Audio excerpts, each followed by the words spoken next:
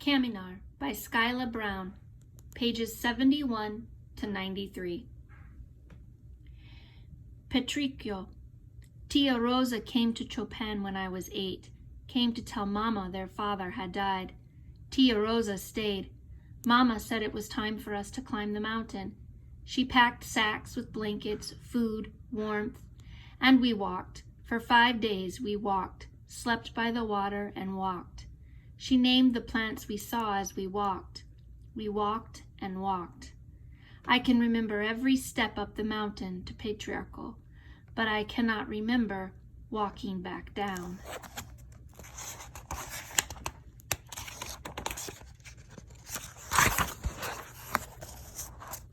I cannot remember.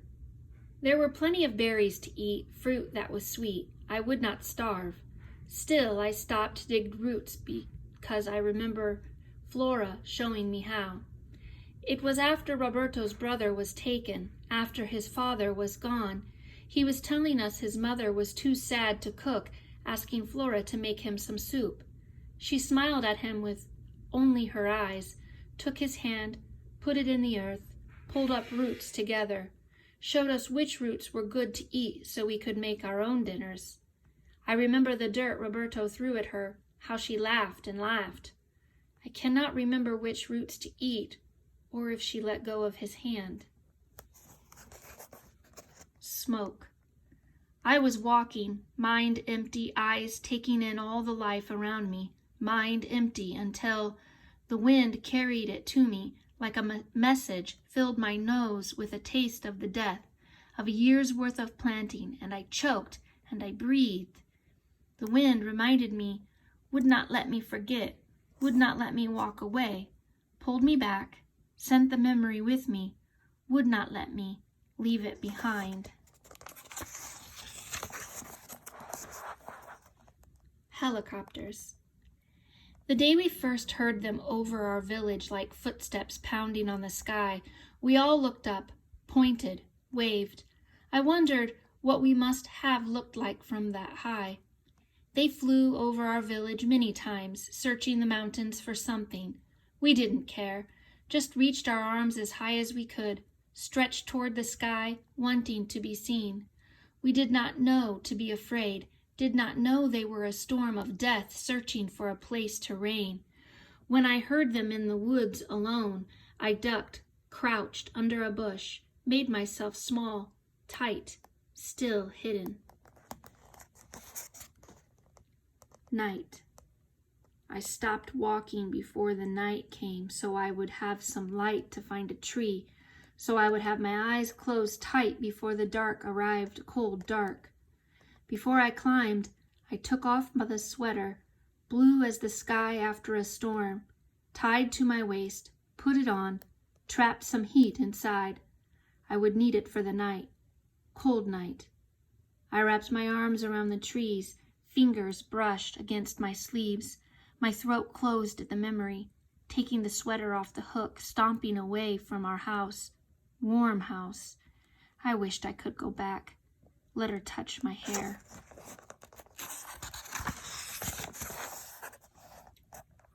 My home. The walls were strong gray blocks of cement that captured all the warmth of the middle of the day, saved it for the cool of the night. The floors were dirt, packed firm and smooth, earth, the same ground that had been there for days and years, holding up so many dreams. The roof was thick enough to keep out the rain that came each year and would not stop for weeks and weeks. I wondered if my house screamed flames, spit smoke into the sky, or if it stood there, alone, untouched, and watched all the walls around it burn.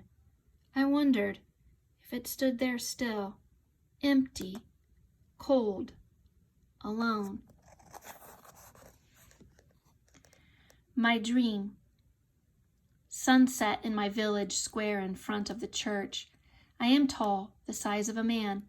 Flora is there, mashing up beans with a spoon, slowly making them soft. Then, standing up on tiptoe, reaching her arm high above her head, spooning a bite of beans into my mouth just the way a mother would feed a helpless baby.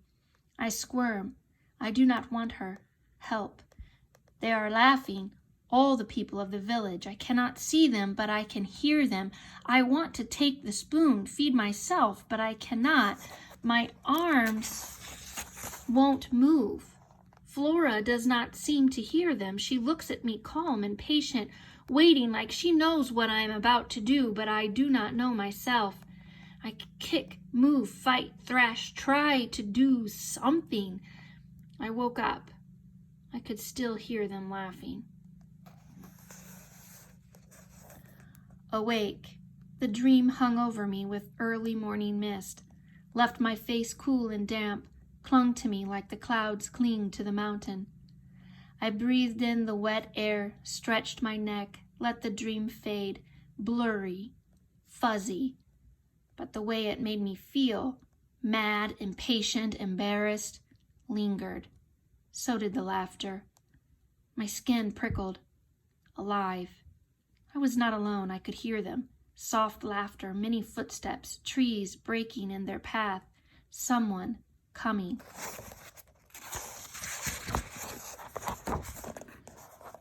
Almost. They came faster, heartbeat faster. The sound of them got strong, then weak. Talking, footsteps, Hold my breath, close my eyes, and then sounds gone. My heart began to slow. I knew they had moved on. I was still in my tree. Everything around me had shifted. What I did not follow them, but I walked swiftly, silently in the place where their sound faded. I let my heart wonder who they might be. People from my village coming to find me.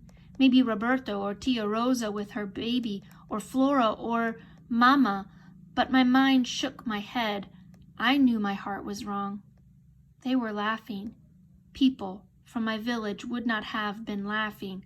I tried to swallow the rock that was in my throat because I knew who would be laughing. Soldiers. The army.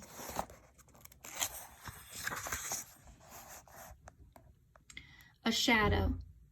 I walked, a shadow on their path, stretching over sticks they'd cracked, reached the edges of their talking, laughing, whistling. Once I caught a glimpse. Something moved up ahead. A gun, slung on a back cloth, stitched gray-brown with green, just like the trees. I ducked, crouched low beside a bush, tucked my face into my sweater blue, breathed in, smelled home, warm, smoky tortillas on the stove, breathing fast, staying low until their sound faded away. I stood up, alone again, realized I was not the prey. Later that day, I got close enough to hear words, pieces of a language I did not know. It was not the lengua of my village or the words we learn in school, Espanol. They were heavy words, like the fattest raindrops on top of our roof, beating down fast and mad, until I heard a smaller voice speak loud and clear in words I knew. Estamos perdidos. We are lost. Lost. Stupid soldiers couldn't even follow the sounds of a river up a mountain. What I realized. If they were lost, then they searched. On the mountain there is only up or down. They were going up. Up is only a village much smaller than mine. Patricio. Abuela.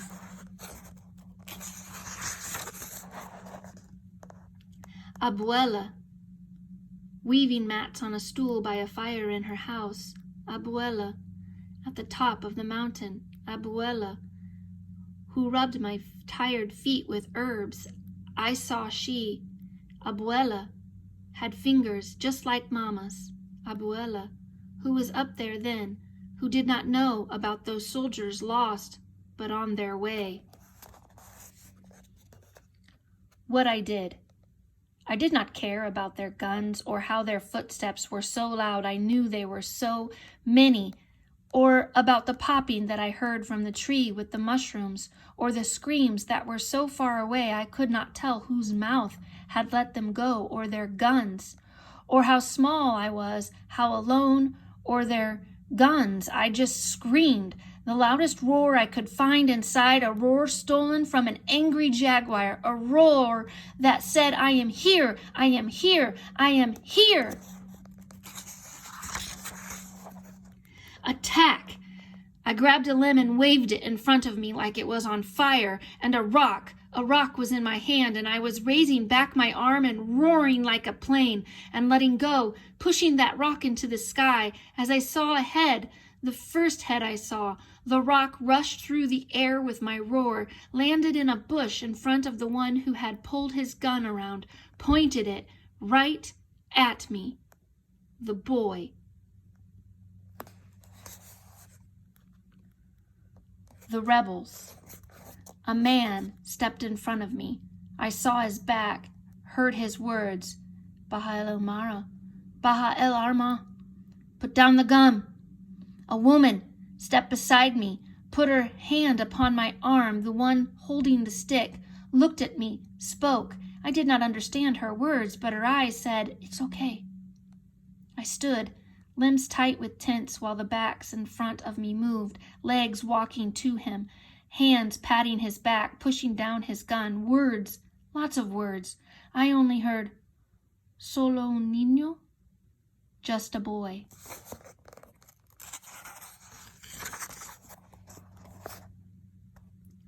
Eye to eye, in front of me. He is afraid. I too saw. I stare him down and I see, just a boy. He gulps air like a hungry baby, pointing, like water after a storm, a man's weapon, moving around, the gun, eyes wide, shook, like a stick in his hand could snap me. His body so tense it could snap in her hand like a stick. I shake, eyes wide, the gun, and moving around a man's weapon, like water after a storm, pointing. He gulped air like a hungry baby, just a boy. I stared down and I see. He was afraid, in front of me. Introductions.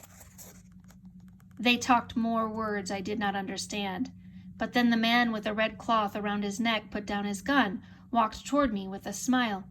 Buenas, he said. You are surprised. My name is Miguel. He put his hand over his heart, pointed to the woman whose hand squeezed my elbow still, and this is Anna, the most beautiful flower on any mountain.